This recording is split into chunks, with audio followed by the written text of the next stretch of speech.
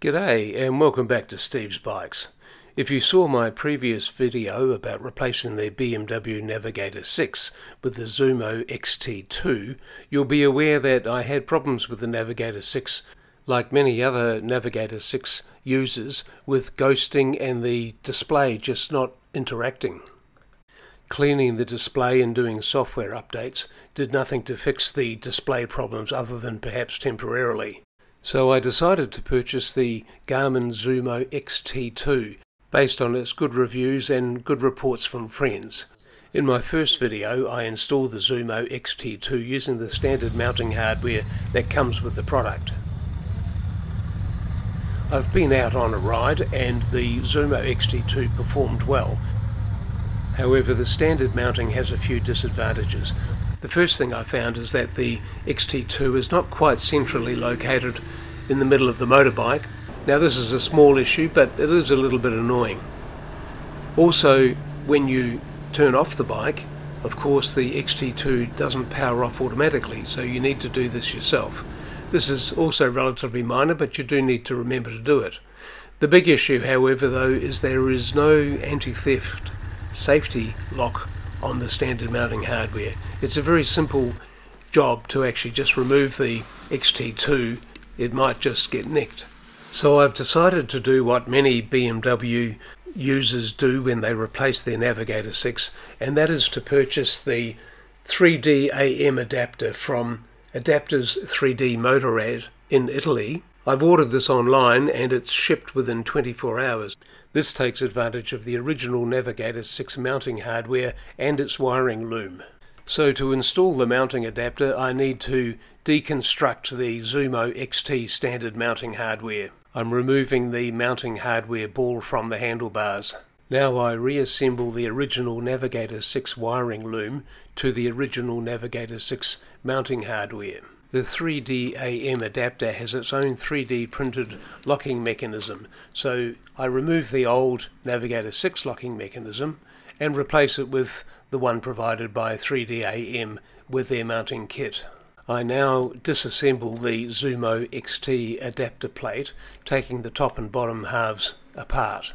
The bottom piece is set aside and the top piece is used with the 3D AM adapter.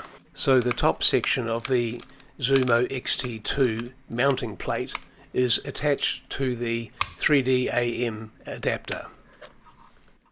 And before I mount the whole assembly with the original Navigator 6 mounting hardware to the handlebars, I just test the electrical circuit by plugging the Zumo XT2 into the adapter, and it works. At this stage though, the Zumo XT2 power feed is still coming directly from the battery, not from the Navigator 6 original wiring loom. With the Navigator 6 mounting hardware relocated in its original position on the handlebars, the Zumo XT2 now sits central on the bike. There is quite a big stack of mounting brackets and adapter plates, however, and before I go all the way with the 3D AM adapter as my preferred option, I'm taking it out for a road test. I want to make sure that the Zumo XT2 with the Navigator 6 mounting brackets doesn't obstruct my view of the BMW TFT display, and it does seem to be quite satisfactory. It's now sitting central on the bike, although in this view the camera angle shows it off to one side, but it's actually central on the bike. I've decided to keep the 3D AM adapter with the original Navigator 6 mounting hardware as my preferred option. So that means disconnecting the Zumo XT2 from the battery and using the original wiring loom that comes with the Navigator 6. This next step requires some fine jewellery size screwdrivers, and you have to be very careful when removing the old screws and inserting the new connector plate not to drop anything, because you'll never find it again.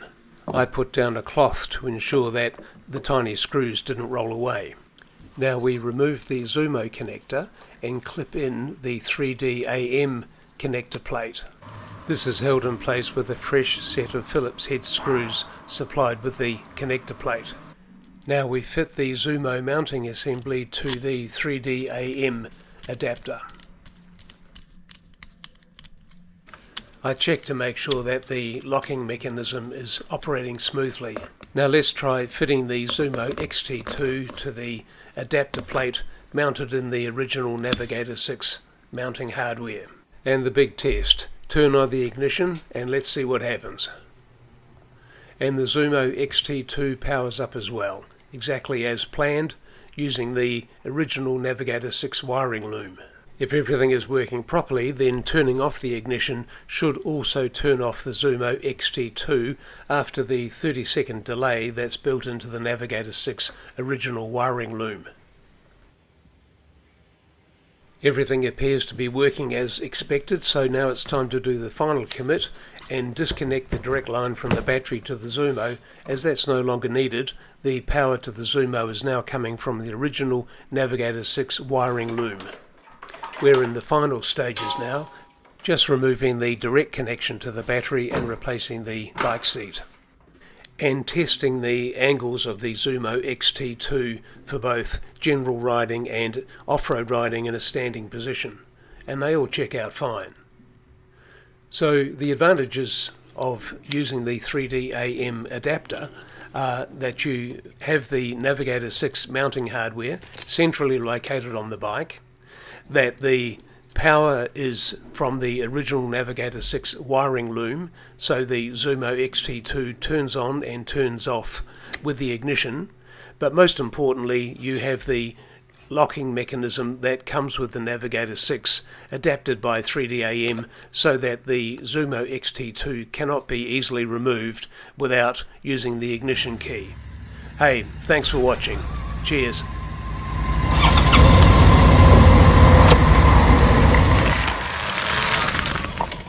Subscribe now and let's ride.